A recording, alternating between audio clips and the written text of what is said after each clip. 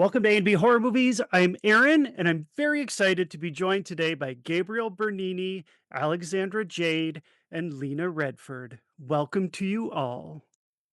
Thank you. Thanks for Thanks for having us. having us. Yes, oh my gosh, absolutely. So I have you on today to talk about your brand new slasher throwback horror called Blood Barn. You know what this trip is about?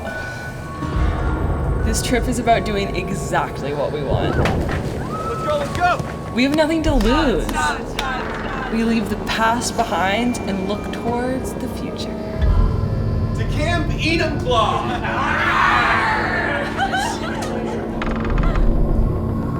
You know how with families, there are things. Yeah? Rachel, things that you don't talk about.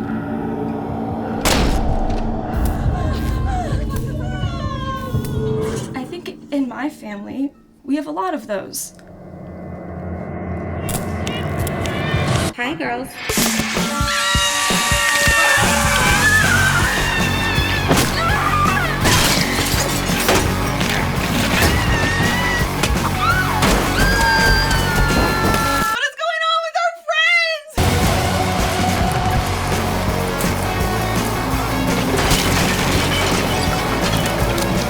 It's just fantastic. Congratulations. I can't wait to talk with you today about your amazing new horror movie. Thanks so much. Yeah, we're pretty excited that it's coming out finally. It's been a long road. Yeah, yeah. Oh, and it's so good too. So it's about a group of camp counselors who have a weekend getaway at the end of their summer camp season. And let's say things don't go as planned in this blood barn. How's that for an intro? So my first question, I guess let's start with you, Gabriel and Alexandra. So you, Gabriel, you directed and you also co-wrote the project. So what was the inspiration for Blood Barn? What gave you the idea to create this fantastic new slasher, let's say? Well, Alex and I had just been creating some short films the year before we made Blood Barn, that were all in the horror genre. And those kind of, we had the most success out of any of our projects together. So it was kind of just, this exciting new venture for us that like we were horror filmmakers all of a sudden. And it was something that, we just love those movies and there's such a community around those movies. So when you make one, people have this reaction to it that, you don't really have to do too much other than make the thing to get people excited about it. And so that just felt really enabling for us. We were like, wow, maybe if we make a feature that people will get excited about the feature and it'll kind of up our game. And so then we just started writing this film because we had this location of the barn that we were able to use for So free. good. Yeah, Yeah, yeah. so that was really the whole impetus was we know we can go and shoot this thing at this barn in Massachusetts, so why don't we do that? And at first we were telling ourselves we would shoot it on VHS if we have to with no money, and then it kind of just snowballed into a bigger project with a budget and a bunch of awesome actors who were friends of ours and a full feature script, and yeah, it was cool. Oh, it's so much fun. I said it's a slasher, but it's also a creature feature, and there are some fantastic practical effects in your film, which I will get to in a moment. But before I do, Lena, my next question for you is: you play Josie in the film. How did you get involved with the project, and what was it that appealed to you about Blood Barn? I love saying the title. What appealed to me about Blood Barn was working with Gabe and Alex, as I agreed to the project before I read the script. So Well, I I'm was glad it just worked out. very Yes. yes, I was very I knew I could trust them, Mhm. and I'm glad I did. Excellent, excellent. Perfect, perfect answer. So, Gabriel and Alexandra, you wrote the screenplay together. Can you speak to I guess, your creative process? What was it like writing the script, and how do you work together? What do you each bring to the table, and perhaps how do you bring out the best in each other? Um, yeah, I mean, in terms of the process was kind of like, um, you know, getting little bits of what actually making the movie will be like. Like first we knew we had the barn, so we started talking about what was the possibilities for a movie in there. I think the trunk element came immediately when talking about the barn for some reason. VHS. The VHS. Mhm.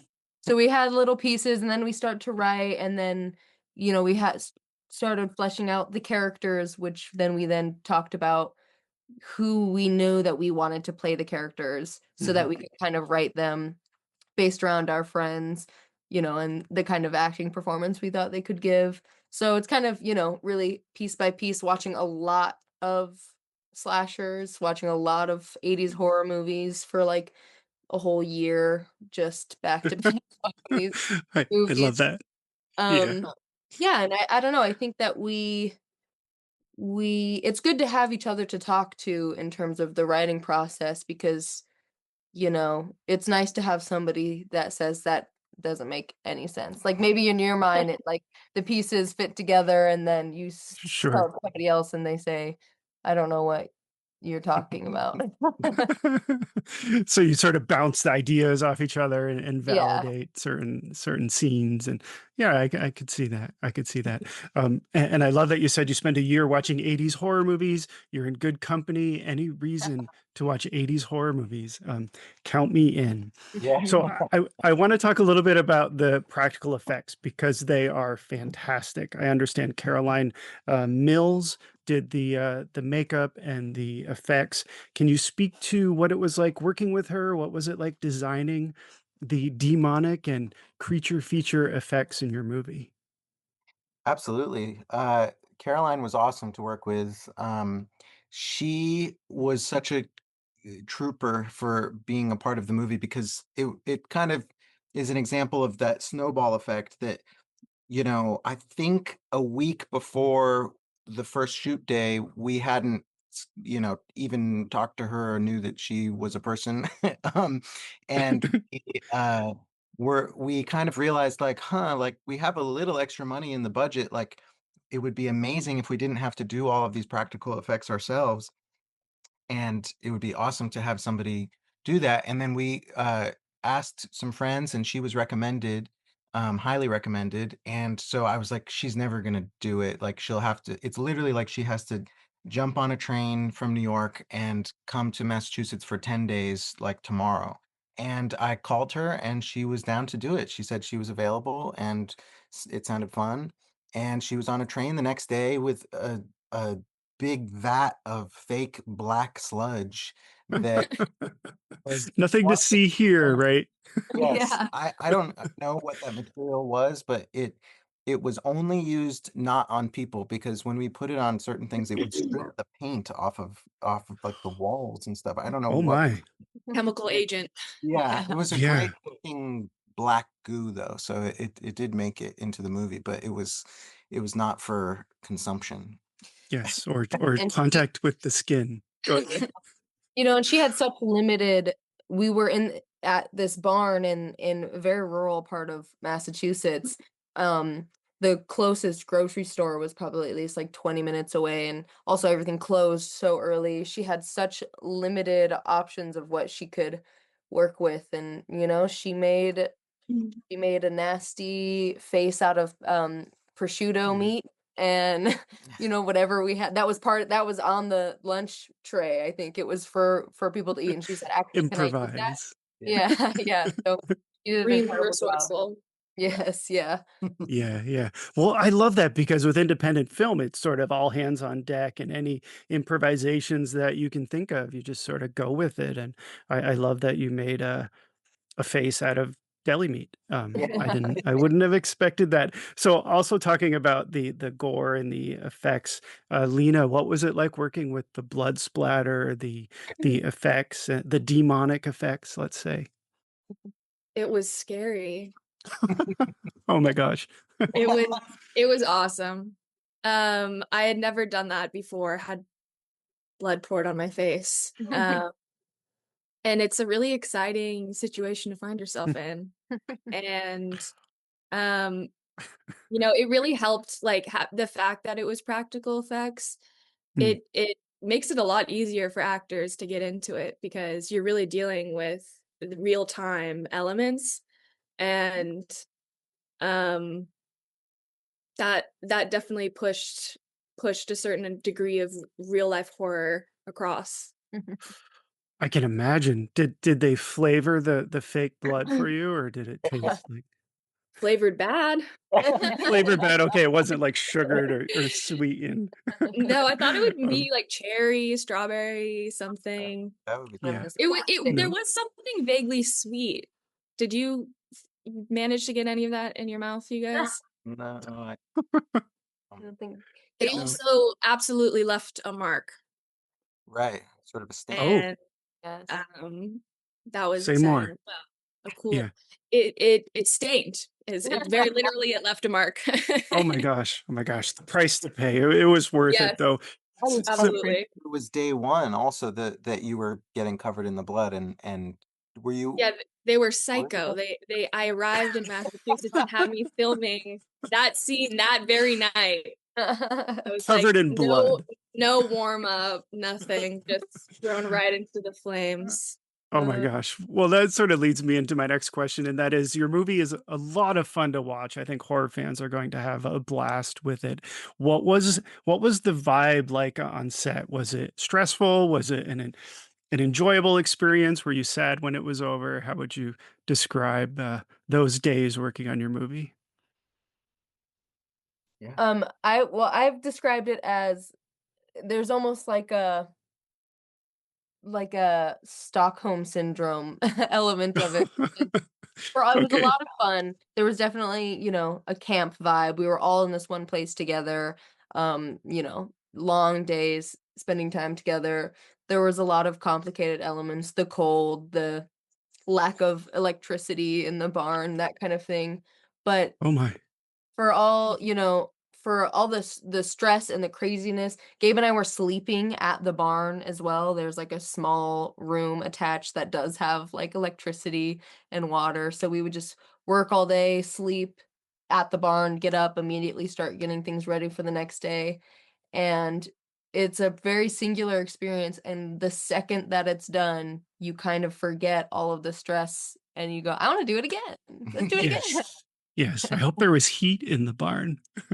It's Not- No. No, there's no heat. Bring in more fake blood. yeah. we had electrical heaters that we were sort of bringing room to Oh, room, okay. and so those were yeah. That we had to turn off when we were filming too, because they made sound. Right. Yeah, no, it was definitely freezing cold in some of the places, just unheatable also because they're too big. Some of the rooms were too, like the stables and the big Right. like stage room and stuff. But yeah, it was really, I think we were mostly stressed. Alex and I were mostly stressed during the experience because it was so quick also. And when we got there, there was this realization that we had never made a movie like this before with very limited, but we had a lighting team there that was, Mm. a couple people who were really setting up the lights to make the shots look good. And when we had to shoot the other side of the room, we had to set the lights up again. And we were really used to just being like, oh, we can just move the camera over here, move the camera over there. And all of a sudden, we had all these new obstacles. And so it was a lot of learning lessons every day.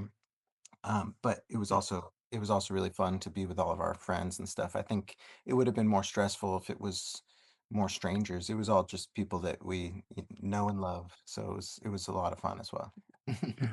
Oh, excellent. And Lena, what would you say other than all the fake blood being thrown at you? What was the vibe like? I had a drastically different experience. Oh my gosh. That I had a great time. Oh, okay, okay, good. I was able to have fun, I think a lot more than Gabe and Alex, because I wasn't having to manage anyone. They basically set it up so they had to stay in the barn overnight, no heat, etc. There's an Airbnb for the actors. Airbnb, there's a television. Oh my gosh. Heat. I was like, I am at summer camp in the wintertime. Oh And my. That's too funny. it was very fun working with everyone on top of the amenities. Mm. Excellent, excellent. Well, congratulations on your film getting distributed by Cineverse as a ScreamBox exclusive, which is also fantastic. You should be very proud of that. I'm happy for you all. That's just fantastic. I'd like to ask if you could describe your film using other films. What movies come to mind, especially for those who haven't seen Blood Barn? Oh man, using other films. I think should I go? Yeah, Should go. I would say big Friday the 13th Yeah. energy, big Evil Dead energy. Hmm. Um and you mentioned April Fool's Day was a big tonal Oh reference. yeah. Okay. Um yeah, we love all the slashers and just those 80s horror movies. I don't know what's another one. I mean, well, there's this movie called Blood Lake that is also Oh, yeah. not very widely seen, but it's a great shot on video horror of that was a huge influence on the movie. Yeah, that's Sleepaway one. Camp. Blood Of Lake is one. course. There's multiple scenes that are just fully ripped off from that movie. We saw a screening of that at Whammy Analog in Echo Park in Los Angeles, and it was that screening was a big moment for us where that movie is like the quintessential people going to a place seemingly Mm. just to hang out and have a trip, and then they also shot a movie sort of like in their extra time while they were there. And it's really like the longest not jet Water ski, skiing. water skiing scene I've ever seen. Yes. Mm. And just, sometimes all you need to cut 5 minutes out of your movie is just people on water skis and a heavy metal song. And just extend the scene, right? Yeah, Just Yeah. keep on skiing. I I think the haven't seen song that happened movie. multiple Yeah. times. Actually. I think it Yeah. goes again. Yeah, anyway, Yeah. it's good. Oh my gosh, too funny. Let's see, Lena, are there any horror films that come to mind when thinking about, like a Well, Alien meets Predator kind of? Obviously not those, but I was gonna say Evil Dead, of course, because yeah. of course. Mhm. But then I was gonna say meets like John Hughes, Ah, yeah. Ah, yeah. which isn't I horror per love se, that. but Excellent. Well, congratulations on Blood Barn. I know it's streaming or will be streaming very soon on Screenbox, and I'm guessing other platforms as well. Congratulations. I think it's just amazing. It's such a fun movie, and I think the horror fans are going to love it as much as I did. So, congratulations. That's You. awesome. Thanks so much. thank you. Yes, you're very welcome. So before we started recording, I told you I do a this or that segment. I'll do an abbreviated version just for the sake of time, but let's jump right into it. Just pick one or the other. It's usually kind of fun. And in most cases, there's no right or wrong answer. So the first one I have, no surprise here, Evil Dead 1981 or Evil Dead 2 from 1987. I'm going Evil Dead 1. It's got to be Evil Dead 1. I think Evil Dead 1. The first, yeah, yeah. Let's see, Cabin Fever from 2002 or Cabin in the Woods from 2011. Cabin Cabin in Fever. the Woods. Oh. Both fantastic, but yeah. Both great. I used to- Cabin Fever scarred me when I first saw it when I was younger. I mean, I thought that movie was so horrifying. It's so good. Yeah. Cabin in the Woods didn't scar me, and Yeah, that's there you go. I liked it. Oh my gosh. Yeah. What would you pick, Gabriel? Did you say I'm saying Cabin Fever as well for the Cabin Fever? first movie. This is our first movie, so I think, Mm. other first movies were a big influence. So definitely Cabin Fever. Awesome. Awesome. Let's see. A beach vacation or a ski resort getaway. And those are not movies. That would be a preference. Mm, Ski resort getaway. me too. We live in LA, so it kind of feels a little Yeah, bit you more. want some snow and yeah. Ski resort. Ski resort. Excellent. Let's see. Would you want to? takes place on a mountain? Yes. Yes. And we shoot in absolutely. the summer. Yeah. Pretend like it's winter. Oh my gosh. Would you want to spend the night at the Poltergeist house or the Conjuring house? Oh my god. Oh brother. Scared. I think Scary. Poltergeist house. Poltergeist. Yeah, Poltergeist house. think so I too. love that house. I love Mm, building, yeah. uh, Yeah. suburbs. Yeah. Toby Hooper. Just don't watch TV late at night and you'll be fine. Yeah, exactly.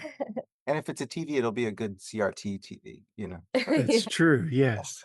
How about you, Lena? I think you're still thinking about it. I agree. Yeah. Poltergeist.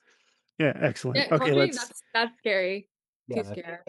that's it. Yeah. I think you'd probably survive the Poltergeist house over the Conjuring house. The But chances are better. yes. Okay. I've got some horror comedies here: Tucker and Dale versus Evil from 2010, or The Final Girls from 2015. If you've seen them. Mm. Your mom loves Tucker. My mom loves Tucker and Dale. It's so funny. Yeah. Yeah. Yeah. That's Tucker and Dale. she's my mom. Yeah. Okay. Fair enough. I'd say Final Girls as a final girl myself, of course, solidarity. Yes. Yeah. Now you can put Final Girl on your resume. No spoilers. I guess we did spoil it a little bit just there. Okay. Two more. Scream from 1996, or I Know What You Did Last Summer from 1997. Oh, that's really hard. Oh, that's really hard. I love both of those movies. I'm I'm gonna gonna say- have to go with Scream. Yeah. Sorry, Alex. Well, I'll do I Know What You Did Last Summer to balance it out. There you Okay. go. There you go. There we go. Okay. Yeah, awesome. Very last one here: Michael Myers or Jason Voorhees? Jason. Jason. It's got to be Jason. Jason. I see all Not the surprised by that. Yeah. Yeah. No, but I've got Michael right in the middle. You've also got Oh, Michael. yeah. Jason. Jason. That's a crazy Yeah. story. Yeah. Oh, it's so good. His bio's crazy. Yes. Well, let's see. Gabriel, Alexandra, and Lena, thank you so much for chatting with me today. Congratulations on Blood Barn. It's just fantastic, and I can't wait for others to see it. Thank you so much for talking with me. Thank you so much. Thanks for Thank having you. Yes. Awesome. Bye, everyone. Cool. All right.